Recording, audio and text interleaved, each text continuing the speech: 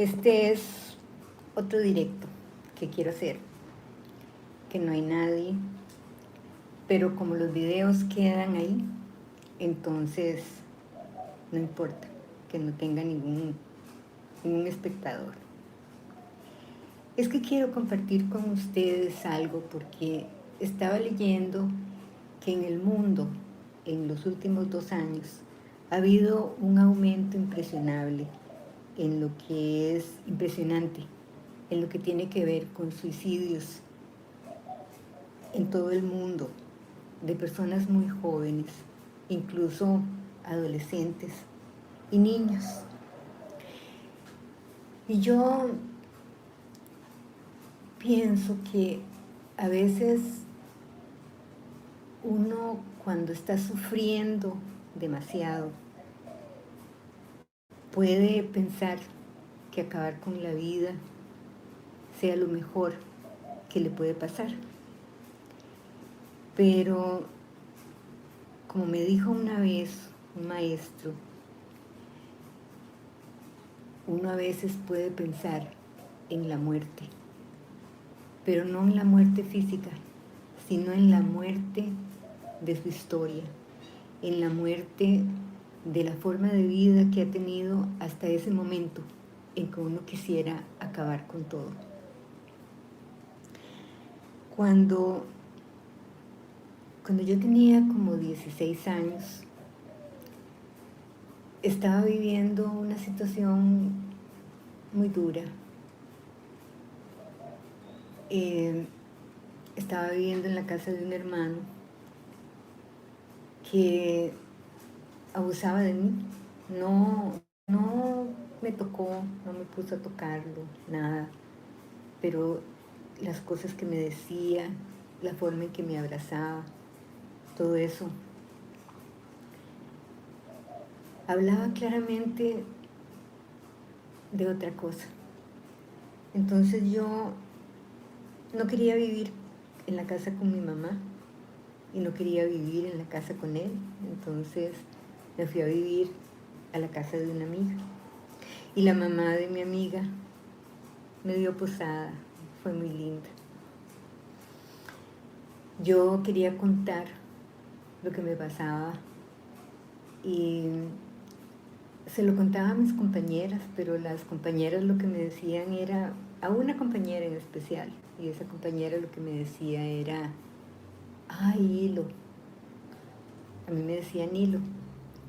Ay, Hilo, pobre. Y bueno, como me fui a vivir a la casa de mi amiga, había un sacerdote que llegaba a la casa, era amigo de los papás de mi compañera. Entonces yo dije, ay, es un sacerdote, voy a contarle lo que me pasa porque él me va a comprender. Pero él lo que hizo fue decirme que yo tenía la culpa del abuso porque yo provocaba a los hombres. Y entonces me quiso tocar. Y yo recuerdo que estaba sentada con él ahí en la sala. Entonces yo me levanté, me fui para mi cuarto y me puse a llorar. Eso me marcó a mí mucho porque me hizo sentir muy insegura, me hizo sentir muy culpable. Y bueno, toda mi vida ha sido siempre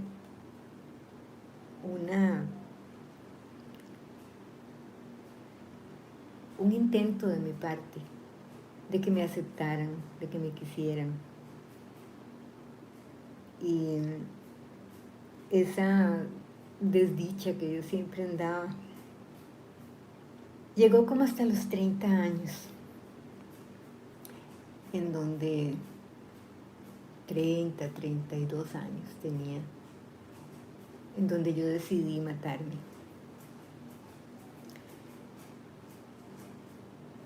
Pero escogí contárselo a mi maestro de filosofía hermética, del que yo hablo mucho, John de Abate.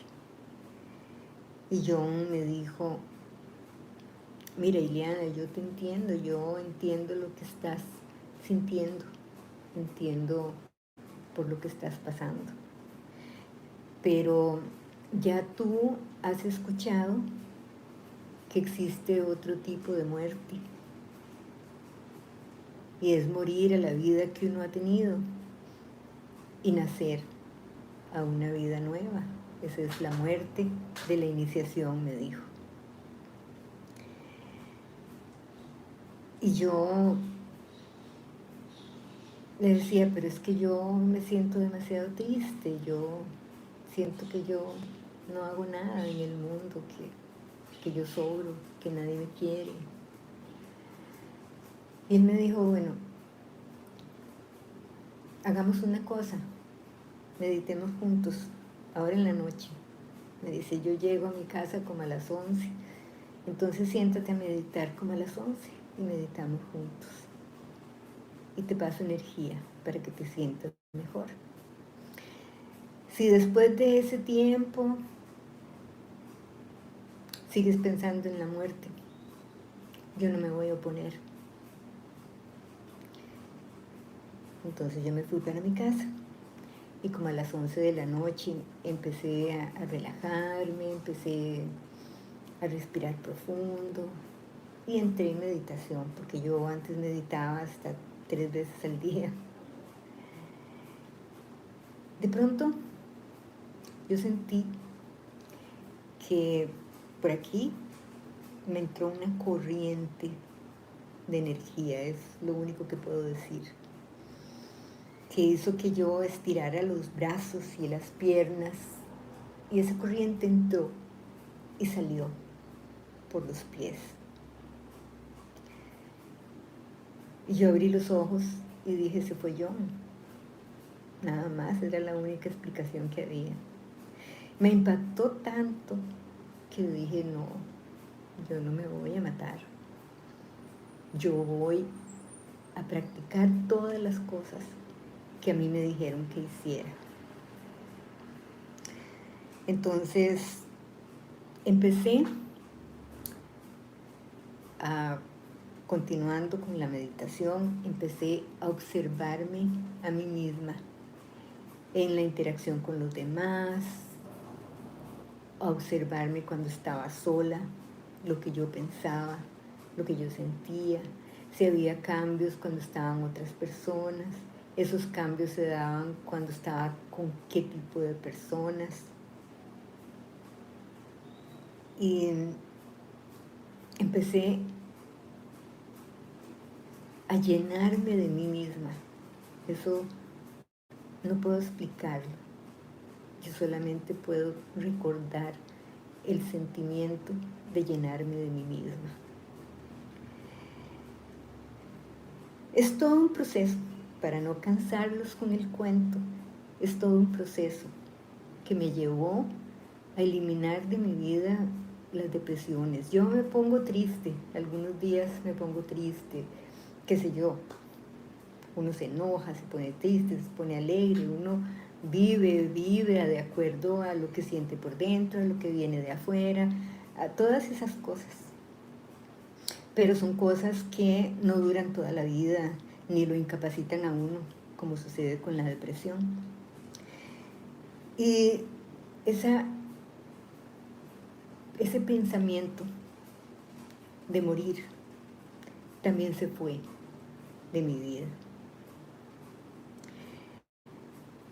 Pero hace como 2 días yo había puesto en mi Facebook que mi hermana se había muerto y había puesto una historia en donde yo decía que, bueno, que había escogido recordar a mi hermana en los buenos momentos, que ella, cuando yo nací, ella se dedicó a cuidarme. Entonces yo le decía a mamá, y yo era muy pegada a ella, pero cuando yo tenía como 4 o 5 años, un día yo me levanté y mi hermana no estaba y nadie me dijo nada, entonces fue como un abandono que yo sentí que me marcó mucho. Y fue por esa época en que yo estaba viviendo ese luto por la pérdida de mi hermana, que un hermano abusó de mí. Él me puso a tocarlo, yo tenía 5 años. Eso también me marcó. Entonces fueron 2 abusos los que yo tuve en mi vida de 2 hermanos diferentes. Nunca se lo conté a nadie. Bueno, después sí, pero en ese tiempo yo no lo contaba porque yo me sentía culpable. Cuando estaba pequeñita, como a los 5 años, pues yo no decía nada, pero yo lo incorporé a mi vida como algo que yo me sentía muy sola y eso. Pero bueno, eso que pensé no lo voy a decir ahora. A lo que voy es a lo siguiente. Una amiga que era la que, donde yo había vivido cuando tenía 16 años, me escribió porque vio la publicación. Y bueno, me mandó un mensaje de texto por WhatsApp y me pone, ay, Liliana, yo no sabía que en tu vida había habido abuso de tus hermanos y no sé qué. Entonces yo le contesté, sí, hubo abuso y por eso fue que yo me fui a vivir a la casa de tu mamá. Y mucha gente me lastimó cuando yo estaba en el colegio, nadie me entendió, nadie se ocupó de saber qué me pasaba y de pronto me sentí muy enojada. En la noche me acosté y me desperté como a las 4 de la mañana, sin sueño, con una tristeza enorme que yo no sabía qué me pasaba. Estuve 1 hora viendo para el techo, sin dormirme, sin nada. Al día siguiente me sentía tan triste que, bueno, casi ni pude trabajar, estoy terminando un guión para hacer una serie web sobre enfermedades crónicas y no pude empezar ni siquiera el guión del episodio número 3 porque realmente me sentía muy mal. Solo pude hacer unas publicaciones para un cliente que tenía que subirlas y programarlas de la semana y todo, pero no pude hacer nada más, ni siquiera pude ir a correr, me sentía muy mal, me costaba caminar, me costaba todo. Anoche me acosté y me desperté otra vez a las 4 de la mañana y lo que yo decía era, es que me cuesta respirar, es que no puedo respirar. Y yo me senté en la cama y yo decía, no, Ileana, sí, sí poder respirar. Pero me acostaba otra vez y yo decía, ¿y qué pasa si no puedo respirar? Entonces me convertí como en la observadora de mí misma. Yo me observaba lo que yo sentía, ese miedo de no respirar. Y yo me decía a mí misma, no, Ileana, sí poder respirar, estás respirando, no pasa nada con tu respiración, poder respirar. Acostate, relájate para que te puedas volver a dormir. Y yo me acosté y de pronto yo decía, es que no puedo encontrar palabras, no puedo relajarme porque me da miedo que no pueda respirar. Y de pronto recordé que cuando a mí me pasó lo que me pasó cuando tenía 16 años, me pasaba eso, yo me despertaba en la noche y no podía respirar. Era una desesperación, yo no podía respirar en la casa de mi hermano, yo no podía respirar en el colegio. ¿Qué era eso? ¿Qué era lo que me estaba diciendo mi cuerpo? ¿Qué era lo que me estaba diciendo en la madrugada? Mi cuerpo también. Que yo no podía con la situación que estaba pasando, que esa situación me estaba sobrepasando. Y lo que me pasó en la madrugada fue que yo necesito digerir todo eso que me pasó cuando yo era adolescente, porque es algo que duele, profundamente duele. Entonces leyendo esas noticias o artículos acerca del suicidio, de pronto pienso, quiero compartir esto con alguien que tal vez esté sintiendo que se quiere morir. Y quiero decirle, espera, espera, escúchate, obsérvate. Vos sos lo más importante que tenés. Y lo más importante que tenés es tu ser verdadero que está aquí, que tiene que manifestarse. Y las cosas que pasan afuera no son más fuertes que vos. Las cosas que pasan afuera son cosas que nosotros podemos utilizar para crecer y podemos utilizar para transformarnos a nosotros mismos. Esto que me pasó en la madrugada me hizo pensar en la forma que nosotros tenemos de percibir. Y por esa forma de percibir, nosotros creamos historias. A veces nosotros percibimos mal. A veces nosotros pensamos, si alguien nos hizo una cosa, nosotros pensamos que son todas las personas y nos cerramos. Y entonces nos vamos llenando más y más y más de dolor. Pero entonces, si nosotros buscamos ver lo que nos está pasando desde diferentes puntos de vista, vamos a encontrar la solución a lo que nos está pasando. Puede ser que sintamos una soledad muy grande, una soledad que yo puedo entender lo que es.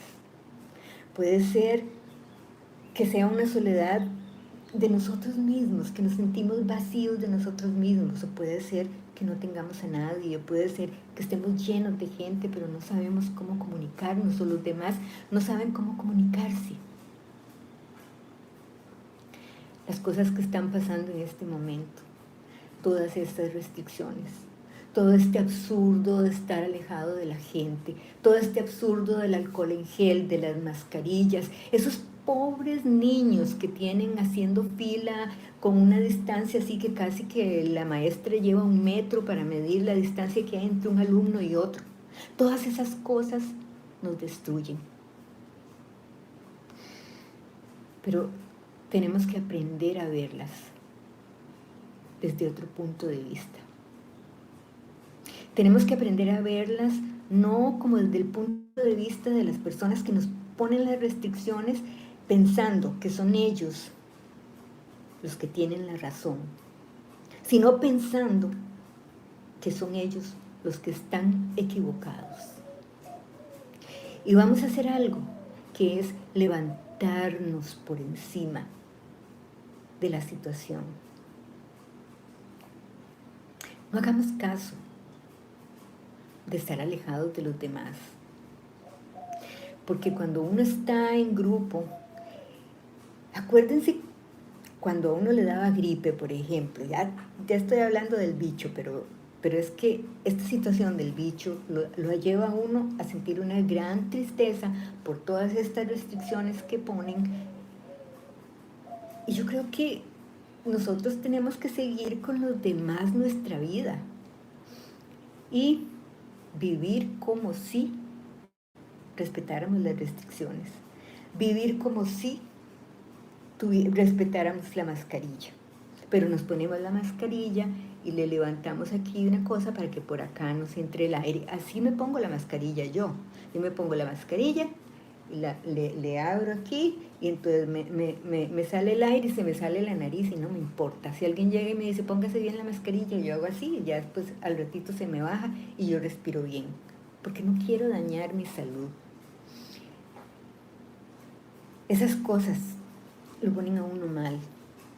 Después, esa lucha que hay entre personas que se pusieron la inyección y personas que no se la quieren poner, también es deprimente. Y yo creo que entre las familias también hay un pleito porque te pongas la inyección o no te la pongas, que respetes y no respetes, no sé. Me preocupan los adolescentes porque los adolescentes necesitan estar con los demás, con sus pares, para inventarse roles, para practicar roles, para descubrir quiénes son, para descubrir qué es lo que quieren. Ellos necesitan practicar con los demás, no sentirse restringidos. Entonces, pensé, uno puede reinventarse, uno puede reescribir la historia de su vida. Entonces, la propuesta es, si no te gusta cómo sos, si quisieras ser diferente, yo quiero decirte, puedes hacerlo, puedes hacerlo. Cuando yo era adolescente, y perdón que hable solo de mí, pero mi persona es lo que más conozco, es en lo que más he trabajado, es lo que más he observado, y los cambios que he hecho todos han sido a mi persona. Pero cuando yo estaba como de 17 años, que regresé de las vacaciones de Navidad, me di cuenta de pronto que todo el mundo había crecido y que yo me quedé enana. Yo mido 1,52 m. Y todos los compañeros empezaron a decirme tachuela, enana, de todo. Entonces, ¿qué dije yo? Bueno, si yo fuera delgada, trato de engordar. Si fuera muy gorda, trato de adelgazar. Pero no existe un medicamento que me estire. Yo no puedo decir que llegue alguien y me jale de los pies y otro de los brazos, que así me voy a estirar y voy a aumentar mi estatura. Entonces me tuve que aceptar. Esa vez que yo me enfrenté con el hecho de que yo era muy pequeña, lloré mucho. Pero cuando llegué al colegio el día siguiente, yo llegué con otra actitud, no haciendo caso que me dijeran tachuela. Y si me decían tachuela, me reía con ellos que me decían tachuela, hasta que empezaron a decirme tachuelita, hasta que dejaron de decirme tachuela. Y ya me aceptaron. Y yo aprendí que yo era pequeña y que era pequeña, que era bonita, que yo era así. Y punto. Pero a veces uno tiene cosas que no le gustan y uno piensa que si pudiera arreglarlas, eso le ayudaría un poco más en su autoestima. Entonces es lo que se llama un cambio de imagen. Entonces, de pronto, estoy elaborando un material que lo quiero hacer como en 2 partes, para que la primera parte sea como hablar de cambios físicos, externos, que uno puede llevar a cabo para mejorar su apariencia, que le ayuden a uno a subir la autoestima, digamos así, a grosso modo. La segunda parte es desde el punto de vista de Jung, que me encanta tanto. Es hablar de lo que es la persona, de lo que es la sombra, de cómo la persona no es la totalidad de nosotros, sino el sí mismo, el yo. Y cómo hacer para que nos hagamos conscientes de ese sí mismo, lo descubramos y dejemos que el sí mismo sea el que nos lleve, el que nos guíe para desarrollarnos totalmente, para integrar todas las cosas de nosotros. Si nosotros trabajamos sobre nosotros mismos, si tenemos un defecto, si tenemos no sé, cosas que hemos reprimido porque a los demás no les gustan, a nosotros no nos gustan, etc. Trabajar sobre nosotros mismos, observarnos a nosotros mismos, hacer una especie de competencia con nosotros mismos, de ponernos metas y límites para superar cosas, para transformar lo que los herméticos llaman lo menos por lo más. Yo creo que le abre a uno una perspectiva enorme, enorme y maravillosa de crecimiento. Y uno va a llegar un momento en que uno se va a levantar por encima de las cosas externas porque uno tiene más, y uno se va dando cuenta de más y más cosas que uno tiene, que uno puede mejorar, y de pronto uno se da cuenta que ha logrado un montón de cambios, que ha crecido un montón, y lo más importante, se ha dado cuenta que no tiene por qué sentirse solo, porque se tiene a sí mismo. Y cuando uno se tiene a uno mismo y uno aprende a amarse, entonces es tan lindo amar a las demás personas, amar a los animales, amar a los árboles, qué sé yo, pero sin ponernos así como muy ecológicos, muy la tendencia actual de que se quiere más a un perrito que a un chiquito. Las demás personas son muy importantes. Ponernos en los zapatos de la otra persona es algo importante, porque si nos ponemos en los zapatos de la otra persona, vamos a entender cómo percibe el mundo el otro y vamos a entender sus actuaciones.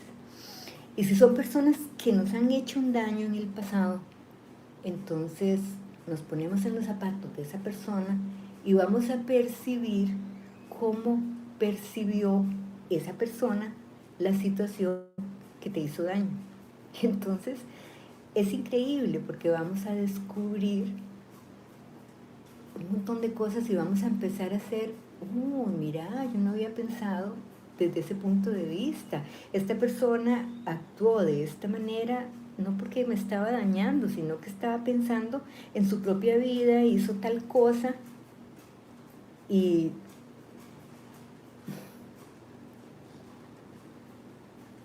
no sé qué pasó, creo que se me va a acabar la batería, pero dejémoslo hasta aquí.